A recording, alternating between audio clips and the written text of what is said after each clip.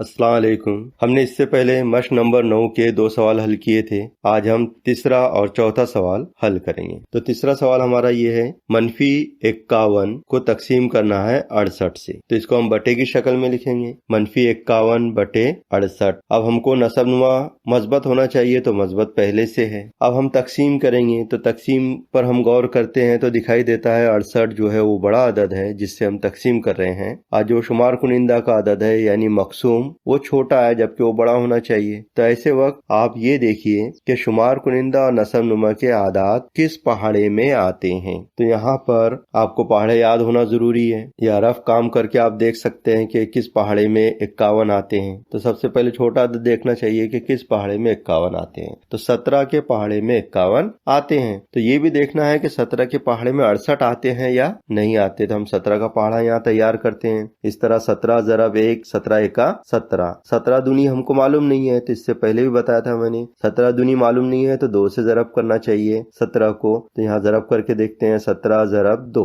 2 सती 14 के 4, हासिल आया 1, 2 एका 2, 2 और 1 3, ये हो गए 34, यानी 17 दूनी 34। अब देखते हैं 17 तिया, 3 सते 21, 21 का 1, हाथ क्या है 2, 3 एका 3, 3 और 2 5, 17 तिया 51। चलो 51 आ गया हमारा शुमार कुनिंदा वाला अदद। और नसब नुमा वाला आता है या नहीं देखते हैं। 17 को 4 से ज़रब देते हैं, 4 सते 28, 28 के 8, हाथ क्या है 2, 4 एका 4, 4 और 2 6, 17 चौक 68। दोनों आदाद आ गए हमारे पास में। अब हमने देखे कि 17 के पहाड़े में 51 भी आते हैं और 68 भी आते हैं। तो हम 17 से दोनों को तकसीम करेंगे। तो -51 को तकसीम करेंगे 17 से और 68 को तकसीम करेंगे 17 से। तो 17 तिया 51, और 51 मनफी थे तो -3 आएगा जवाब। 17 तिया के 3 लिखेंगे, 51 मनफी है तो मनफी लिखेंगे, -3 बटे। अब 68 को 17 से तकसीम करेंगे तो 17 चौक 68, तो 4 जवाब आया, 17 चौक 68। तो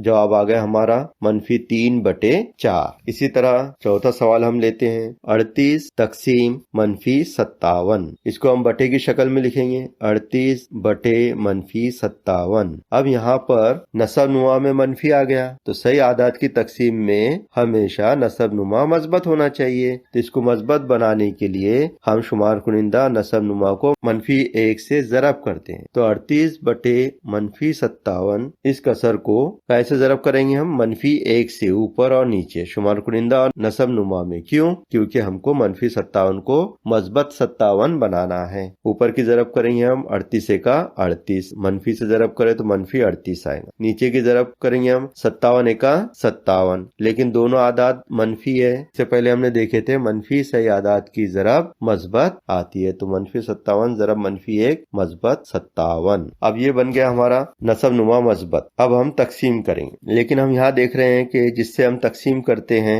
मकसूम अलैह 57 है जो बड़ा है और ऊपर वाला अदद छोटा है। तो ऐसे वक्त हम ये देखते हैं कि क्या ये दोनों अदद किसी एक पहाड़े में आते हैं। तो इसको हम इस तरह जांच सकते हैं। पहले हम 38 लिखते हैं, 38 को तकसीम करके देखते हैं सबसे छोटे अदद 2 से, क्या 2 से तकसीम होता है क्या? क्योंकि 38 की इकाई में 8 है इसलिए होता है। देखिए क्या जवाब आता है, 2 एका 2, 3 में से 2 गए, बचे 1, उतारेंगे 8। अब कितने हो गए? 18, 2 नमा 18, 18 में से 18 तफरीक किए हमने, क्या बाकी बचा? 0। 2 से तकसीम किए हमने 38 को, तो क्या जवाब आया? 19। इसका मतलब ये हुआ कि 19 के पहाड़े में जो है 38 आते हैं। 19 ज़रब 2, 19 दूनी 38, 2 नमा 18 के 8, हाथ का आया 1, 2 एका 2 और 1 3, 19 दूनी 38। अब देखते हैं क्या 57 भी आता है इस पहाड़े में। तो 19 को ज़रब करके देखते हैं 3 से, 3 नमा 27, 27 के 7, हासिल आए 2, 3 एका 3, 3 और 2 5, आगे 57। यानी 19 के पहाड़े में 38 भी आते हैं और 57 भी आते हैं। अगर 19 के पहाड़े में नहीं आते थे तो फिर हम किसी और अदद को तलाश करते थे।